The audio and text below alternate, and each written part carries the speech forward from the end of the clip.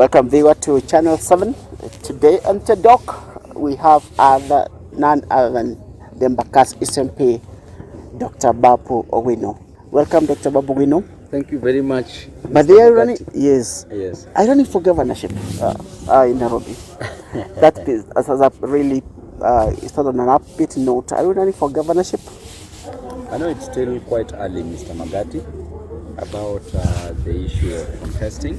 I have a contract with the great people of Embakasi East Republic, a contract to change their lives, a contract to offer services, a contract to ensure that all roads within Embakasi East and those that are still bad are repaired, are constructed, a contract to ensure that my people get fresh and clean water, a contract to ensure that my people get jobs, a contract to ensure that I construct schools and renovate schools, a contract to ensure that my people go to school by giving them bursaries, and that contract is what I want to focus on still. And then at the right time, I will come out. But as I always say, that I'm so overqualified for any position in this country. I'm overqualified to be a president of the Republic of Kenya. I'm overqualified to be a governor of the great Nairobi city. I'm overqualified to be a member of parliament in Embakasi's constituency. As you can see, and you being among them, when we were talking a few minutes ago, you were advising me to go for president.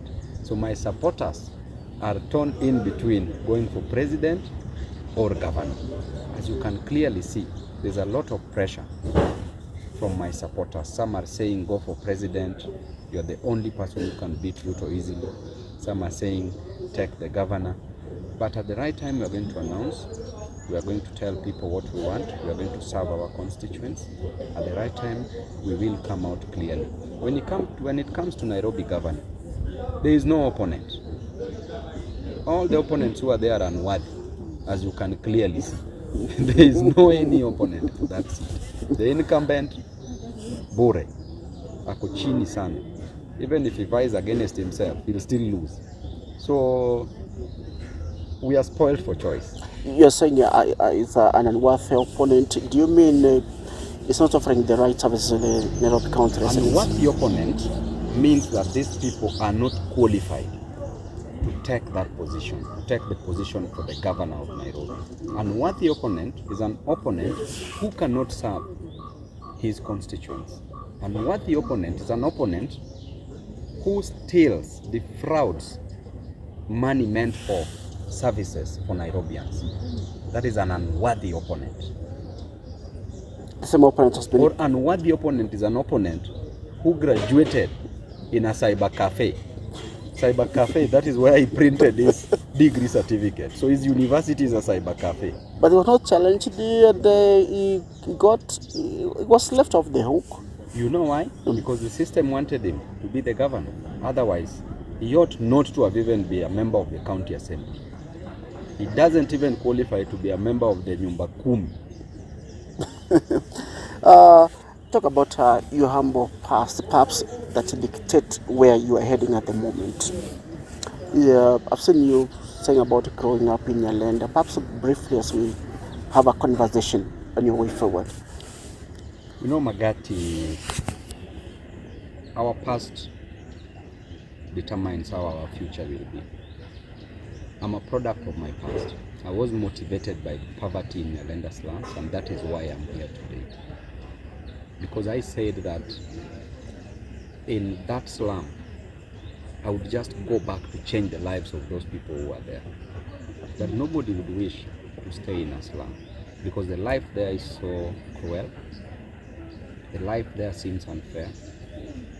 And today, Magati, if you tell me that you're going without food, because I've slept without food, I know what it is to sleep hungry, and I will understand you. If you tell me that your child is not going to school for lack of fees, I've lacked fees at some point, I will understand you.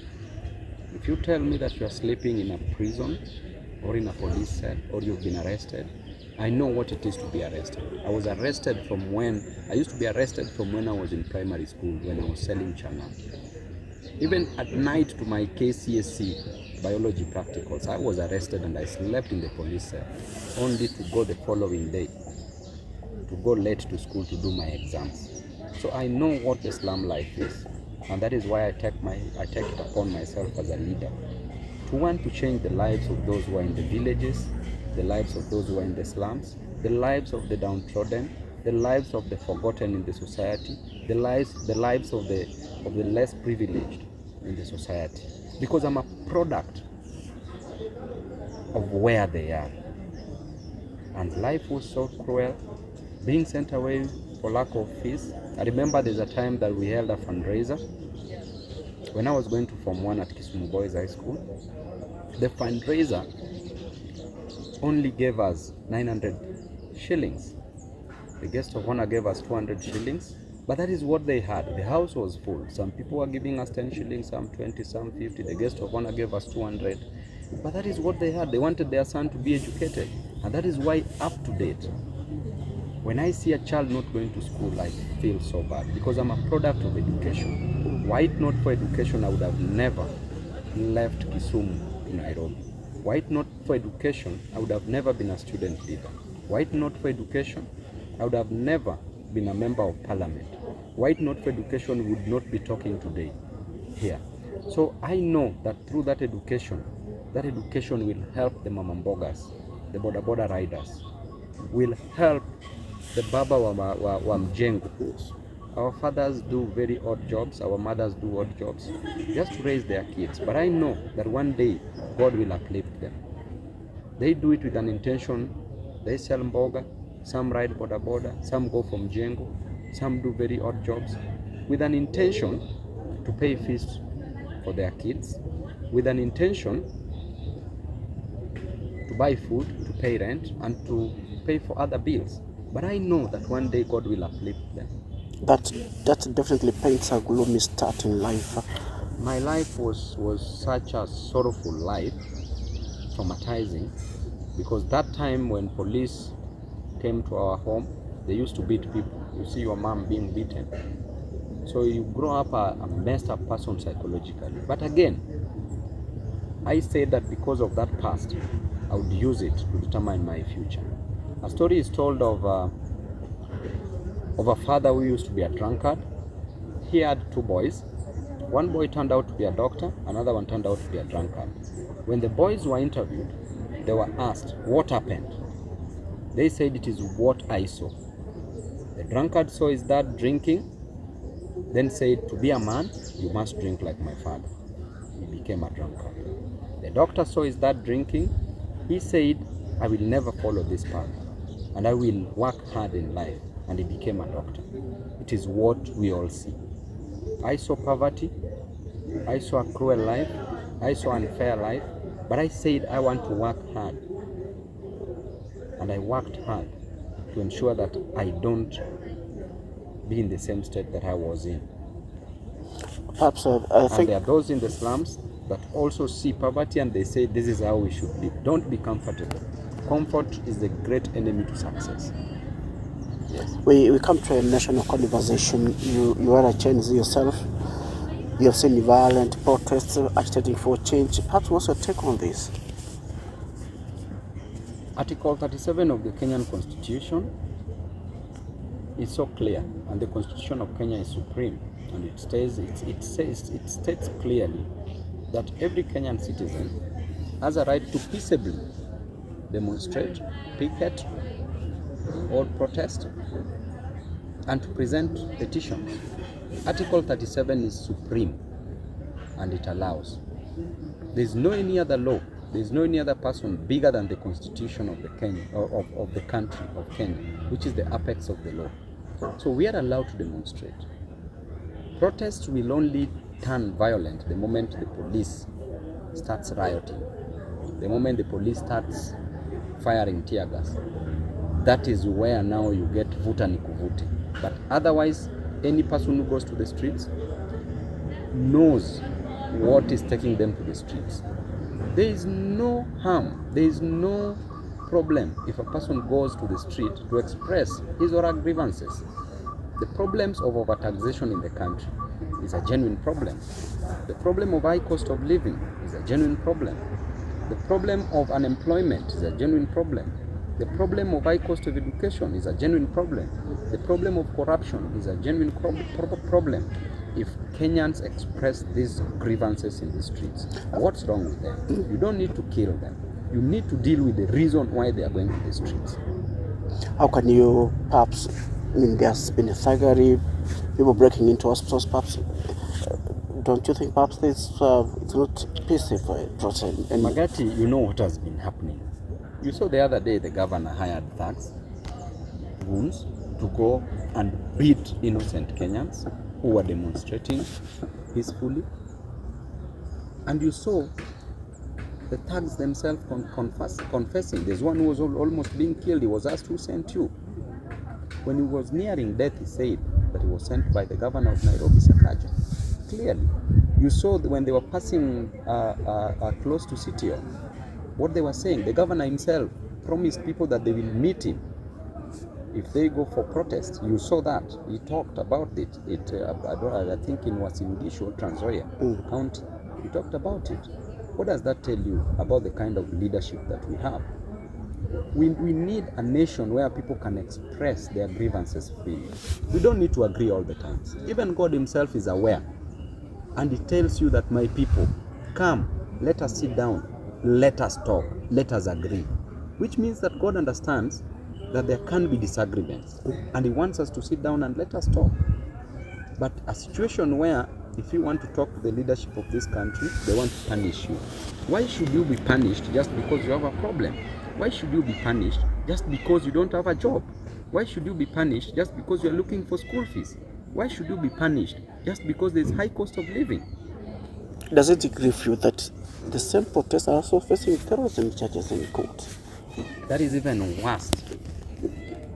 And I addressed the DPP under Article 157, which clearly states the role of the DPP, that the DPP should act in a very independent manner to also protect public interest, okay, and also bring back public confidence. That is 157 sub-article 11, and 157 itself talks about the independence of the office of the DPP. But the DPP has ceased being an independent body, office of the DPP, to being a dependent body. The charges which are trumped up, which are limping, charges which are fictitious, charges which are neither here nor there. Why would you want to charge a person with terrorism only after the president has declared that these people are terrorists? What criteria, what is the yardstick that was used to measure, to know that this charge should be terrorism?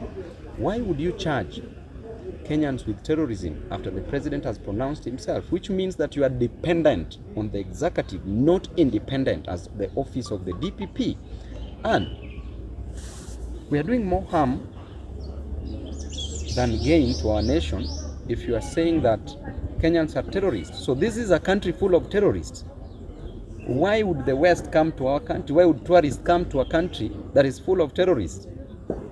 If you go to the court, it's charging so many people, over 300 people have been charged with terrorism. So Kenya is a country full of terrorists, sorry? Is it a country full of terrorists as the president is expressing it?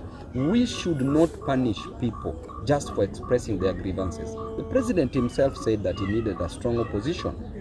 When the opposition is strong, under the doctrine of separation of powers, checks and balances, that was opined by a gentleman called Louis Montesquieu de Baron from France in the 1940s. He talked about the doctrine of separation of powers, checks and balances. Why should we not keep the executive in check if they are running amok with the excesses of the police, with the excesses of the executive? There are those who feel like you are not escalating your anger to your party boss, who's also in bed with the state in the context of the broad-based government. You know, I talk about the government. It is the government that is in power, the Kenya Kwanza government. The decision that is made by ODM to join government, ODM has structures. There are people who can better respond to that question. I'm not even a polling station representative within the hierarchy of ODM. I have no position in ODM, so ODM can speak for itself. There are people who can speak on behalf of ODM, but me as a leader, I was in the presidential campaign team. After elections, we were in opposition. Now, as a person who is in opposition, what am I supposed to do? To keep checks and balances to the excesses of the government. That is my role. If ODM decides otherwise, then there are people to answer that. That is their decision. But the decision of Babu Owno, who is also a leader, who people lined up to elect, will also work for the people. People have seen you crisscrossing the country, and they feel like perhaps more than governorship, you deserve more. You said about running for presidency, running for governorship. What time do you think is going to be right for you to make the right decision about the higher office that you want to run? I know, Magati, when we were talking earlier, you told me, Babu, take my ID, I'm going to vote for you as a president. and nikakwambia bwana, you need this ID to do other transactions. At the right time, I know, by the end of this year, we shall be clear on what we want. I'm already clear on what I want, by the way. It's only that I don't want too early is too dangerous in campaigns. Making early declarations is too dangerous in politics because your opponent will learn you so much, will punch holes in your strategies. So I want to come at the right time. The campaign should always be short but intense. And I told you that a good leader must be tactful, have tact as a good leader. Tact means that God has an opportunity to destroy the devil, but he leaves the devil tactfully. If he destroys the devil, nobody will ever sin. You can never go back to God. Tact means that there's a pope who used to say that every morning when I wake up, I must greet the devil. Okay? So, you must have tact. You must have strategy on how you are getting to the seat. You must have the people, and you must have resources. When you have the combination of 4 things, then you are good to go. So at the right time, it's going to come. I don't want to make early declaration, but I know what I will be. It's not just running, everybody will run. Many are called, few are chosen, but one is elected. Mheshimiwa, if you look at the emotions, the anchor among Kenyans, is it an agitation for a change of leadership in the country? And if it's an agitation for the change of leadership in the country, who do you think is an alternative? Kenya as a nation has a big problem. When every Kenyan citizen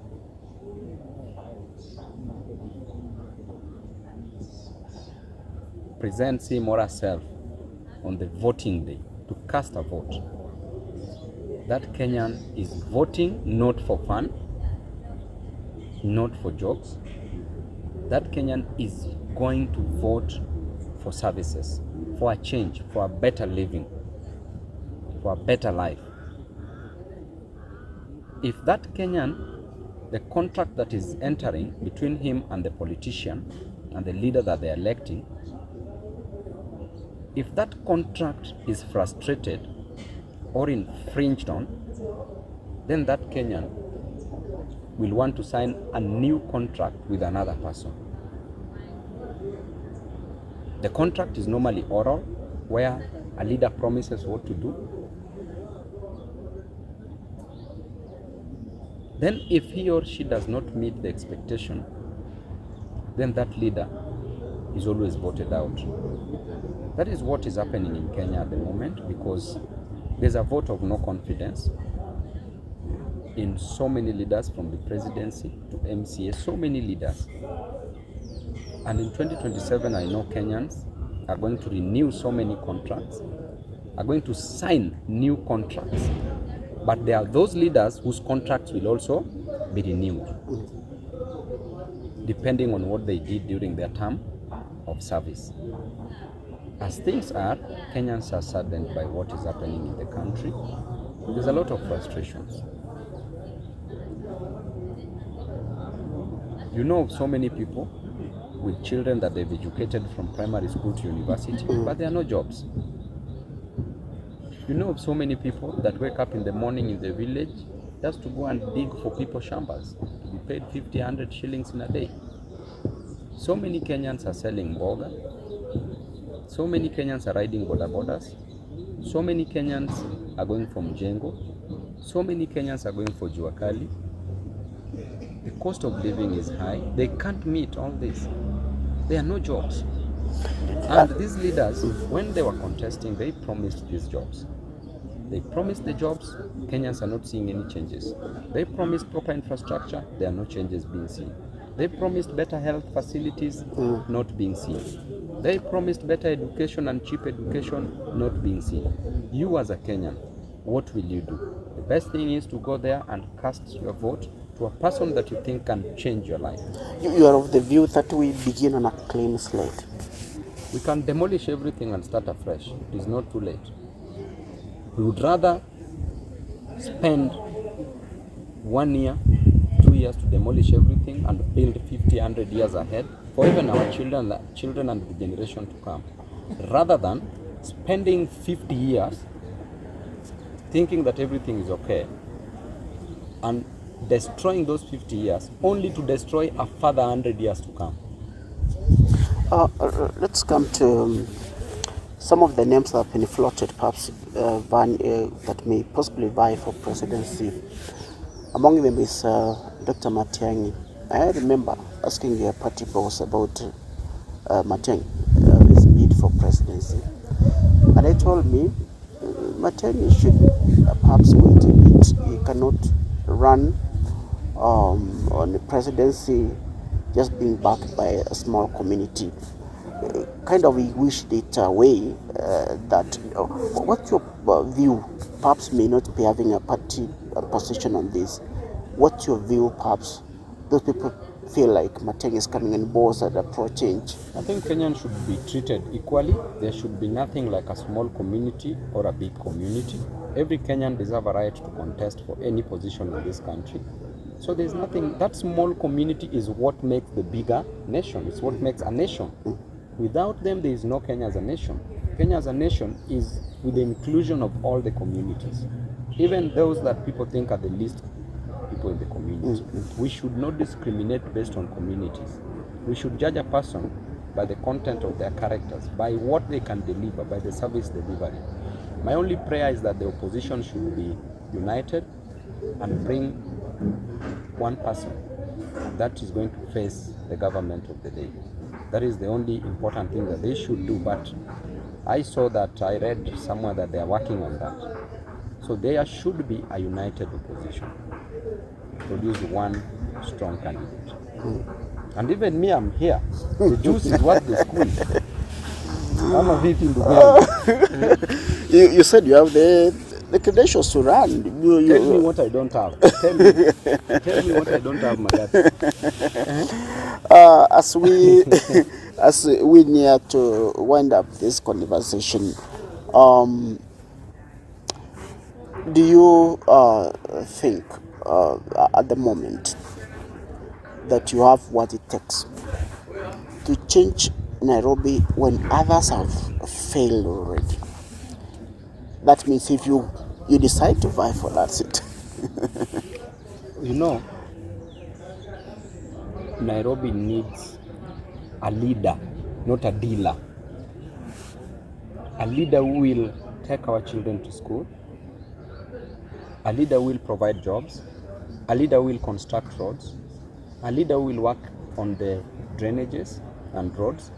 A leader who will provide clean and sufficient supply of water. A leader who will work on garbages. A leader who will touch things and turn them into gold. A leader who will take our children to school through bursaries and build more ECDs. A leader who will properly feed Nairobians. Not a dealer who everything that he touches turns into trash, garbage. Not a dealer who is stealing from Nairobians. Not a dealer who is sending goons to attack Nairobians. Not a dealer who doesn't know what is left from right. Nairobi needs a leader. Nairobi needs a visionary leader, not a missionary leader, with a mission to destroy the lives of Kenyans, with a mission to take Nairobi nowhere, with a mission to turn Nairobi into garbage. You go everywhere, you see garbage everywhere. Everything that the governor touches turns into garbage. He even pours his mind, his brains. Sometimes back he poured his brains hapo kwa CBD, sewage. That is what you see, that is how he thinks. As a leader thinketh, so he is. If I think that I should pour sewage, raw sewage and takataka, that is who you are. That is what Nairobi needs. Nairobi needs proper leadership. And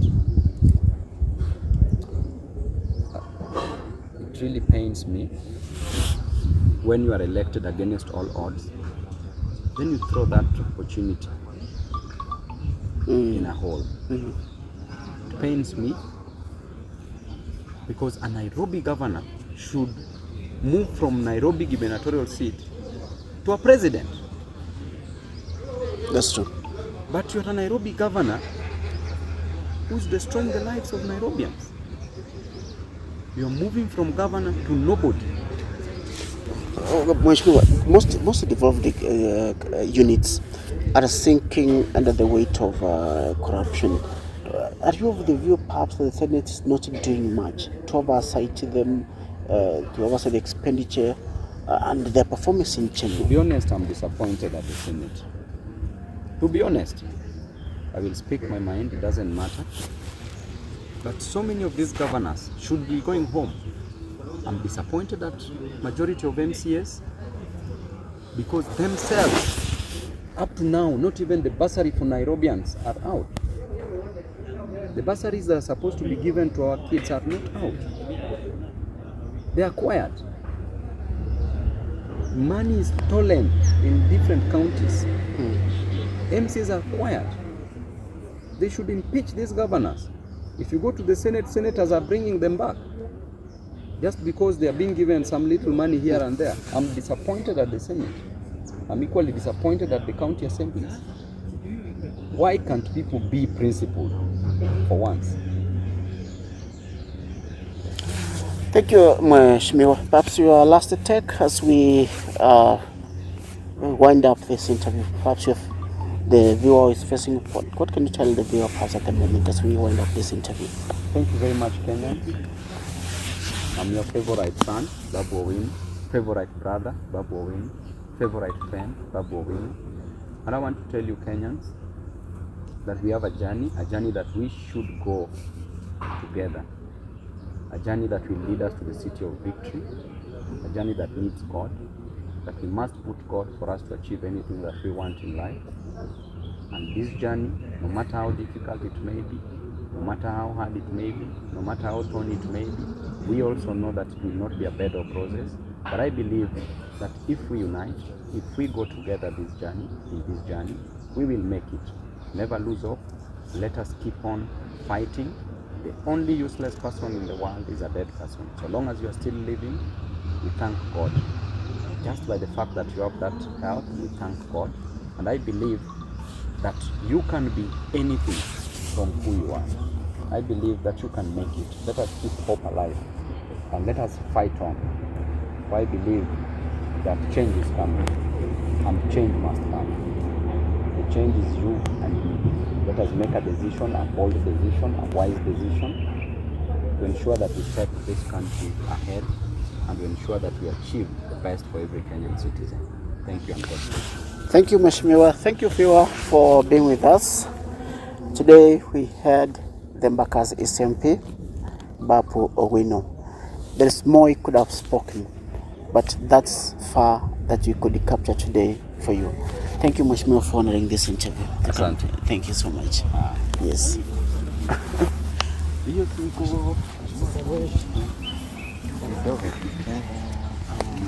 Kisiti.